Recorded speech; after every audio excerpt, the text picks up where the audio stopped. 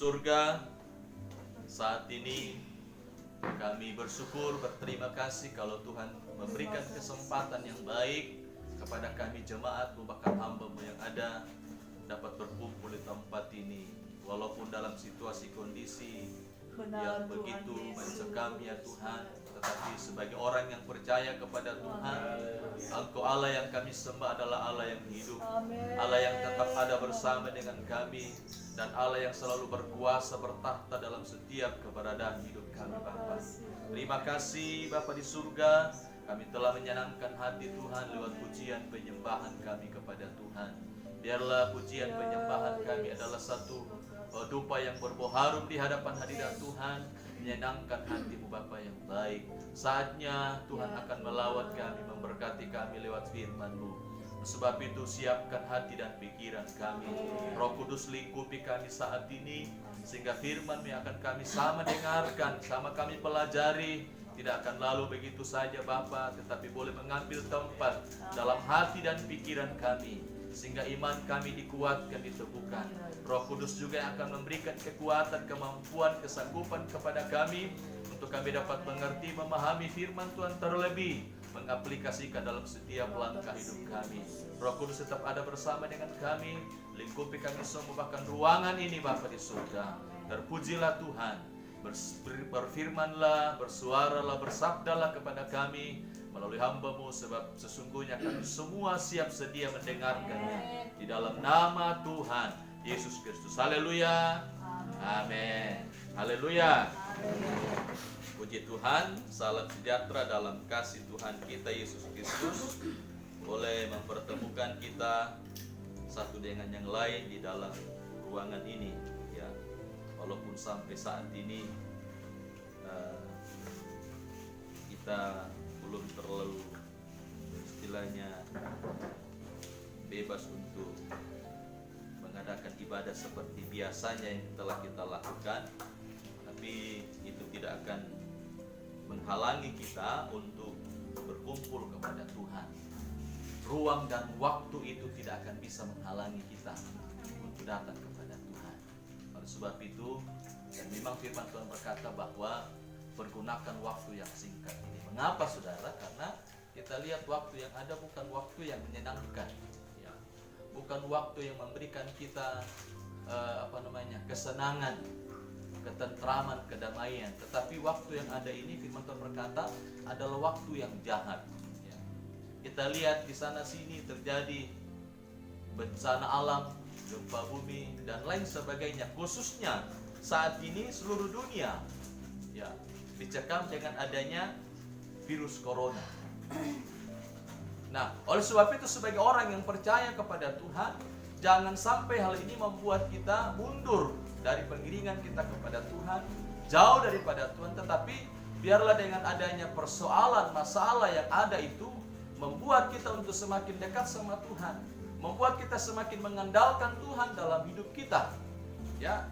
Sehingga disitulah kita bisa melihat bahwa ternyata Tuhan kita adalah Tuhan yang selalu aktif, ya.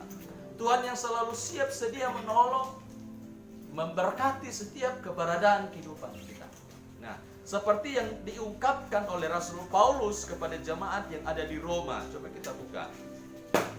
Bagaimana Paulus mengakui kebesaran Tuhan di dalam kehidupannya. Ayat ini saya sudah share di grup untuk direnungkan jemaat dalam ibadah seperti saat ini, ya. Kita bersyukur kalau semua jemaat boleh ikut. Kalau ada jemaat yang sudah suka-sukanya tidak ibadah, ya tidak tahu, ya. Tapi mari kita sama-sama buka firman Tuhan. Kita mau belajar dari surat Roma atau surat Paulus kepada jemaat yang ada di Roma, ya. Dalam Roma pasal 11 ayat 33 mulai sampai ayat yang ke-36. Kalau semua sudah dapat, mari kita sama-sama berdiri. Dan kalau bisa kita sama-sama baca, ya. Kita sama-sama bersuara. Roma Roma pasal 11 ayat 33. Mulai 2, 3. Oh, alangkah dalamnya kekayaan hikmat dan pengetahuan Allah. Sungguh tak terselidiki keputusan-keputusannya, dan sungguh tak terselami jalan-jalannya. Sebab siapakah yang mengetahui pikiran Tuhan? Atau siapakah yang pernah menjadi penasihatnya? Atau siapakah yang pernah memberikan sesuatu kepadanya sehingga ia harus menggantikannya? Sebab segala sesuatu adalah dari Dia, dan oleh Dia, dan kepada Dia. Bagi Dialah kemuliaan sampai selama-lamanya. Haleluya. Ayat 36 dikatakan bahwa segala sesuatu dari Dia. Ya. Artinya bahwa Allah yang telah menciptakan dunia ini. Ya. Tidak ada siapapun yang menciptakan dunia ini. Tidak ada. Selain Allah kita, saudara. Nah, oleh karena Dia yang menciptakan alam semesta ini, maka Dia juga yang mengatur segala sesuatu yang ada di dalamnya. Salah satunya virus yang ada, saudara. Ya. Jadi tidak ada hal yang kebetulan terjadi, tidak ada. Semua telah di dalam skenario Allah. Semua di dalam aturannya Allah sendiri. Cuman kadang-kala memang kita manusia tidak bisa menjangkau itu. Dan memang kita tidak bisa menyelami atau tidak bisa menduga-duga apa yang Tuhan mau kerjakan buat kita. Ya. Dan kita bisa mengakui bahwa Allah yang kita sembah adalah Allah yang Maha Kuasa. Tidak ada perkara yang tersembunyi di hadapan hadirat Tuhan, saudara. Dan sekali lagi bahwa tidak ada sesuatu yang secara kebetulan terjadi. Ya. Oleh sebab itu, Tuhan mau mengajar kepada kita untuk selalu merenungkan di dalam hidup kita apa yang telah terjadi, baik yang telah kita jalani, yang telah kita lalui, baik yang sementara berjalan maupun yang akan datang, saudara. Ya. Yakinilah bahwa Allah Immanuel itu selalu ada bersama dengan kita. Dan ini yang sebenarnya Tuhan mau dalam hidup kita, saudara, yang kekasih dalam Tuhan. Banyak orang, ya bukan berarti ya kita juga tidak tidak was-was boleh, tapi kekhawatiran jangan berlebihan, saudara. Banyak orang terlalu takut dengan virus corona ini. Nah, justru dalam ketakutan seperti itulah imun kita bisa turun, atau ketahanan tubuh kita ini bisa turun, saudara. Nah, oleh sebab itu saya sudah sampaikan Jumat kemarin bahwa ada 3 hal penting untuk menghadapi situasi kondisi yang sedang terjadi, khususnya dalam menghadapi virus corona ini. Ada 3 hal, saudara. Iman kita kepada Tuhan, imun kita tetap harus stabil, ya. Dan biarlah tetap dalam keadaan aman. Artinya bahwa tetap kita mengikuti anjuran pemerintah dan anjuran kesehatan dan semua yang terkait yang ada di dalamnya. Jangan kita abaikan, saudara. Mengapa? Karena itu memang semua adalah kebaikan, untuk kebaikan kita semua. Pemerintah lakukan itu bukan untuk kepentingan pribadi mereka, tidak, tapi untuk kebaikan kita semua yang ada. Supaya jangan sampai lebih menjalar lagi, ya. Lebih dahsyat lagi kejadiannya. Pemerintah berusaha memutuskan bagaimana caranya supaya virus corona ini cepat berlalu, saudara. Sebab kita bisa rasakan beberapa waktu ini, khususnya dalam hal ibadah kita. Orang yang terbiasa dengan ibadah di gereja tiap hari Minggu, rasanya kok rasanya tidak srek kalau kita tidak sama-sama berkumpul ibadah kepada Tuhan. Ya, tidak sama. Apalagi ya kalau memang orang yang sudah malas datang ibadah nak orang itu, ya, tak bisa tambah gereja lah. Tapi kalau kita orang yang suka ibadah, maka rasanya hambar hidup ini, tidak ada gunanya hidup ini kalau tanpa ibadah. Dan memang itu salah satu yang dianjurkan oleh firman Tuhan buat kita. Tetap ibadah. Sebab ibadah, firman Tuhan mengatakan banyak hal yang kita terima dari ibadah itu. Ya. Firman Tuhan berkata, roti, makanan, minuman kita diberkati oleh Tuhan. Bahkan dikatakan penyakit kita pun dilalukan lewat ibadah kita. Jadi jangan karena virus corona ini kita tidak lagi berhubungan dengan Tuhan. Saya katakan tadi bahwa untuk kita berhubungan dengan Tuhan, waktu, tempat tidak akan bisa menghalangi kita, saudara. Tapi justru semakin hal itu, Tuhan mau mengajar kepada kita untuk selalu lebih lagi mendekatkan diri kita kepada Tuhan. Nah, inilah yang diakui oleh Rasul Paulus. Di sini dikatakan bahwa, oh alangkah dalamnya kekayaan Allah. Nah,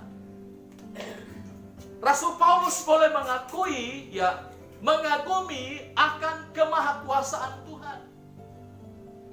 Kata oh alangkah biasanya ketiru ki anu melo, diko wah luar biasa.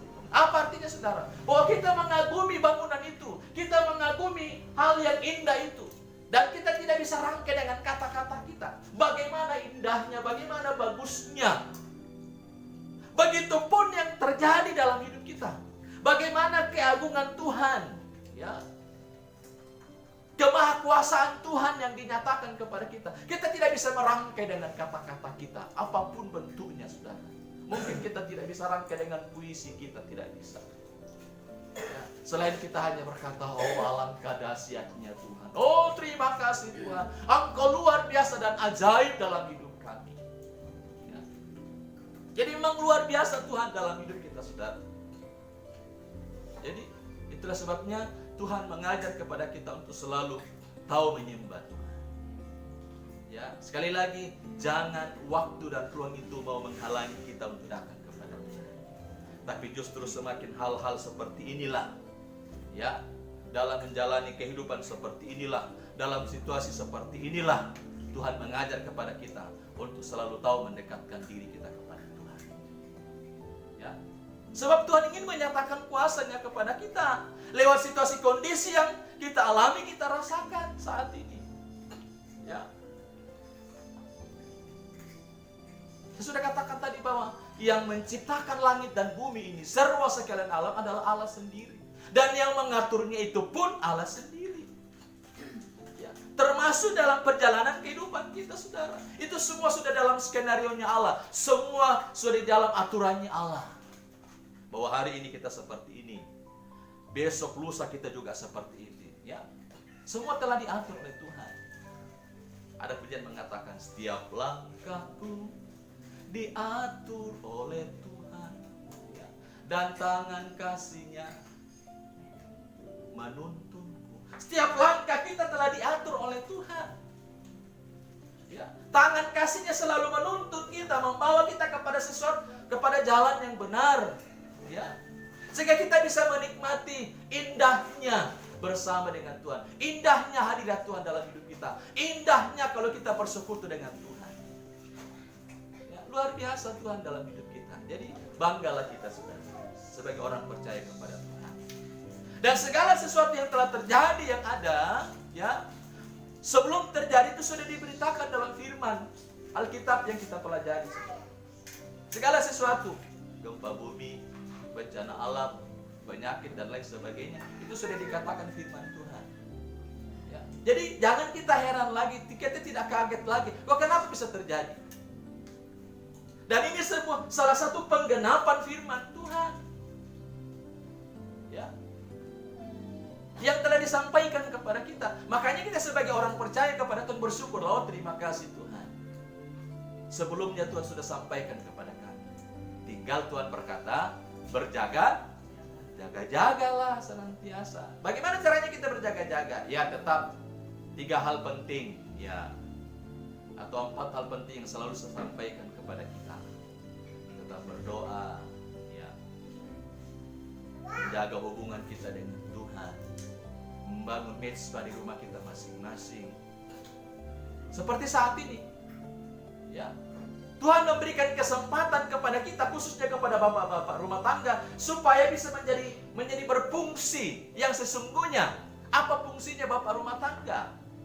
Salah satunya fungsi bapak rumah tangga adalah sebagai imam di dalam rumah tangga itu. Gunanya apa? Fungsinya imam itu apa? Membawa keluarganya, istrinya, anak-anaknya datang menyembah Tuhan. Ya, datang mempersembahkan korban kepada Tuhan, memuji, menyembah, memuliakan Tuhan. Itu fungsi, saudara. Tapi jangan sampai justru bapak-bapak rumah tangga bukan jadi imam, ya, tapi justru jadi batu sandungan kepada istri anaknya. Justru sebaliknya istrinya yang jadi imam dalam rumah tangga, itu sudah kebalikan sudah. Ya. Jadi sekali lagi apa yang terjadi jangan kita kaget lagi. Ya. Tidak usah kita terlalu takut lah, terlalu khawatir berlebihan menghadapi. Apalagi kita rangyomi, oh di nomo mati itu jo, gara-gara corona. Oh di nomo itu jo. Jadi semua orang yang meninggal dalam bulan-bulan ini, namun tanya corona di komang corona. Ya. Akhirnya orang juga takut. Ya, bukan berarti kita tidak Ya memang itu hal yang wajar, ya hal yang wajar. Sebagai manusia pasti ada rasa takut, tapi jangan itu berlebihan, saudara. Kalau sudah ketakutan berlebihan, khawatir berlebihan, itu membuat imun kita, ya ketahanan tubuh kita bisa turun. Ya, coba minta mataku, mari kita turun ke mataku, mau pasti bapak gigi. Ya, kebit ketakutan. Tapi kalau kita kuat, tetap kita berkata, pasti saya kuat, pasti saya mampu. Ya, maka imun kita akan tetap stabil. Kekebalan tubuh kita akan tetap stabil. Nah, kalau kekebalan tubuh kita tetap stabil, itu penyakit apapun saudara itu tidak gampang. Tidak gampang menyerang kita. Makanya anak-anak yang selalu saya dorong, khususnya siswi ini, ya. Jangan sampai lemah, jangan sampai loyo, ya. Tetap kita dalam keadaan menjaga imun kita atau kekebalan tubuh kita, stabilitas tubuh kita ini tetap kita jaga dengan baik.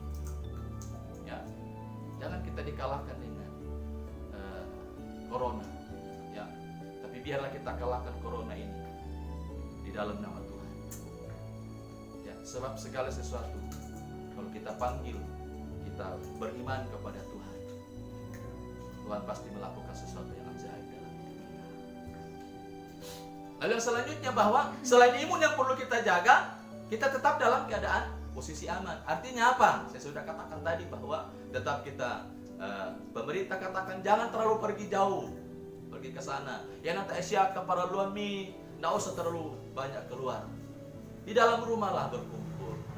Lebih baik cerita-cerita, ya cerita-cerita antara suami dengan istri, antara orang tua dengan anak, ya membangun satu komunikasi yang baik. Mungkin kesempatan inilah kita selama ini kita tidak pernah kumpul dengan anak kita, cucu kita. Mungkin selama ini kita tidak pernah ngobrol sama suami kita, sama istri kita, ya. Tapi dengan adanya hal seperti ini mengajar kepada kita bagaimana kita membangun satu komunikasi yang baik, ya. Sebab hal ini juga bisa menangkal segala sesuatu. Ya, kalau rumah tangga kita tetap harmonis, ya saya buka YouTube, saudara tahu seorang bekas dukun Daud Tony yang bertobat, dikatakan salah satu ya iblis tidak gampang menyerang kita kalau rumah tangga kita itu akur. Ya. Kalau kita saling mengasihi, menyayangi satu dengan yang lain.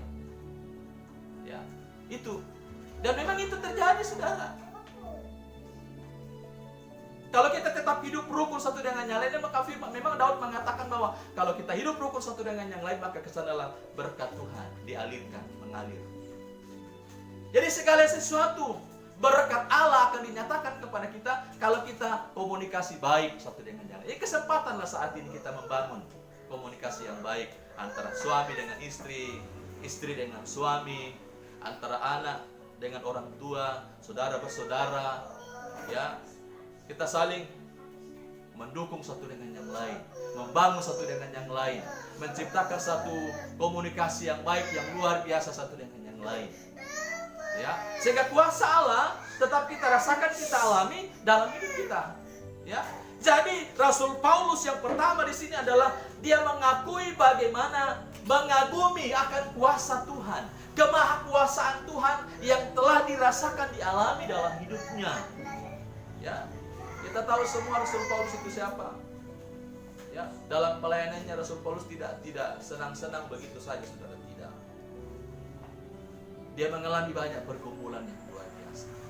Tapi Rasul Paulus tidak putus asa. Justru dia berkata, dalam kelemahan pula aku kuat. Artinya bahwa dalam pergumulan seperti inilah dia bisa melihat bagaimana Tuhan turut campur tangan di dalam hidupnya. Bagaimana Tuhan menyatakan kuasa dalam hidupnya, dalam pergumulan yang sedang dialami itu. Sehingga dia bisa merasakan, mengalami kemenangan demi kemenangan, saudara. Itu pun akan terjadi dalam hidup kita. Secara pribadi, jemaat Tuhan di tempat. Dia lagi tetap mengandalkan Tuhan. Kita belajar seperti Rasul Paulus. Dia mengagumi bagaimana Tuhan berkarya dalam hidup. Yang kedua dalam pembacaan kita ini adalah bagaimana Rasul Paulus mengakui segala keagungan Tuhan di dalam hidupnya. Bagaimana Tuhan itu sangat agung, keagungan Tuhan yang luar biasa. Tak terkatakan. Ya. Dengan kata-kata yang manis, yang indah. Dia hanya bisa berkata, oh luar biasa Tuhan. Oh dahsyatnya Tuhan. Luar biasa Tuhan dalam hidup. Ya. Jadi luar biasa Tuhan dalam hidup kita. Jadi tidak rugilah kita mengiring Tuhan. Tidak rugilah kita menyembah Tuhan. Ya. Oleh sebab itu mari jemaat Tuhan, biarlah kita tetap selalu dalam posisi kita selalu mengandalkan Tuhan. Sekali lagi, waktu dan ruang tidak akan bisa menghalangi kita berdoa. Tapi serahkan semuanya kepada Tuhan. Biarkan Tuhan yang bekerja berkarya dalam hidup kita pribadi dan pribadi. Yang selanjutnya, yang ketiga, bahwa Rasul Paulus juga mengakui bahwa tidak ada sesuatu apapun yang di atas bumi ini yang bisa menandingi kemahatauan Tuhan di dalam hidup. Dalam ayat yang ke-34 dikatakan begini. Sebab siapakah yang mengetahui pikiran Tuhan? Atau siapakah yang pernah menjadi penasihatnya? Tidak ada, saudara. Sejenis bagaimanapun orang tidak akan bisa menandingi, ya, kemahatauan Tuhan, ya, pengetahuan yang dimiliki oleh Tuhan. Justru Tuhan yang mengaruniakan kepintaran kepada kita, sehingga kita bisa mengerti, memahami apa yang terjadi, apa yang ada di dalam dunia. Ya. Sehingga juga Tuhan yang telah menganugerahkan kepintaran kepada manusia untuk bisa menciptakan sesuatu. Ya. Nah, sehingga kita bisa berbuat sesuatu. Dikatakan di sini, Rasul Paulus sangat mengakui bahwa tidak ada sesuatu apapun yang ada di atas bumi ini yang bisa menandingi kemahatauan Tuhan. Tidak ada, saudara. Dalam Alkitab yang kita tahu, orang yang paling jenius adalah Salomo. Ya. Firman Tuhan berkata, sebelum dia dan semasa hidupnya juga dan sesudah dia, tidak ada orang yang bisa seperti Raja Salomo. Ya. Dia pintar dan dia jenius, saudara, ya, luar biasa kepintaran yang dimiliki. Tapi dikatakan tidak ada yang bisa menandingi. Tidak ada. Tapi banyak orang kalau sudah punya pengetahuan sedikit, wah, sombongnya luar biasa. Ya. Tak menangga itu tahu. Imanda binasanga kalian. Ya. Yang lain tidak ada apa-apa. Kadang-kala banyak orang seperti ini, ya, tidak sadari dalam hidupnya bahwa sesungguhnya kita ini manusia adalah manusia yang penuh dengan kekurangan, kelemahan. Ya, tidak ada yang bisa kita banggakan, saudara. Selain yang kita banggakan, firman Tuhan berkata, kalau namamu telah tercatat di dalam kerajaan surga. Ini yang perlu kita banggakan, Bapak Ibu Saudara. Ya, pintar boleh, tapi jangan kepintaran itu membawa kita kepada kesombongan. Jenius boleh, saudara. Semua kepintaran yang ada boleh kita miliki. Tapi jangan itu membuat kita jadi sombong, kita lupa diri, ya. Kita lupa segala-galanya. Kita tidak tahu bahwa masih ada yang lebih daripada itu. Ya. Nah, mari Bapak Ibu Saudara, mari kita selalu tetap berserah diri kepada Tuhan. Tetap mengakui segala keagungan Tuhan dalam hidup kita. Dan kita selalu mengakui bahwa Tuhan yang kita sembah itu tidak ada tandingan. Hanya Dialah segala-galanya bagi kita. Dialah segalanya, Dia bagiku. Ya, tidak ada yang lain dalam diri kita selain Dia. Ya, yang bisa mengatur segala sesuatu yang ada. Yang keempat, ya, ayat yang ke-36. Sebab segala sesuatu adalah dari Dia dan oleh Dia dan kepada Dia, bagi Dialah kemuliaan sampai selama-lamanya. Nah, Rasul Paulus juga mengakui bahwa segala sesuatu itu datangnya dari Tuhan. Semua itu datang dari Tuhan dan telah diatur oleh Tuhan. Dia dikatakan di sini, sebab segala sesuatu yang adalah dari Dia, Saudara. Ya, khususnya hidup kita ini. Kita akan diciptakan dari tangan Allah sendiri. Ya. Nafas yang kita miliki itu nafasnya Tuhan. Lalu sebab itu dikatakan segala sesuatu adalah dari Dia dan oleh Dia. Ya. Lalu kemudian dan kepada Dia. Nah, kita kembalikan segala sesuatunya kepada Tuhan. Sebab hanya Dialah yang layak menerima semua. Kiranya firman Tuhan yang kita dengar pagi hari ini menyegarkan kita. Biarlah dapat meneguhkan iman percaya kita bahwa Tuhan yang kita sembah adalah Tuhan yang maha agung, maha besar, maha kuasa. Dia sanggup melakukan segala sesuatu. Itulah sebabnya hidup yang masih ada kita miliki, biarlah betul-betul kita pakai untuk menyelamatkan kita. Dunia boleh goncang, saudara. Ya. Segala sesuatu bisa terjadi di tengah-tengah dunia. Tapi yakinlah bahwa Allah yang kita sembah, Dia adalah Allah yang hidup. Allah yang tidak pernah tinggalkan kita. Dia adalah Allah yang siap menolong, membela, menyertai setiap langkah hidup kita.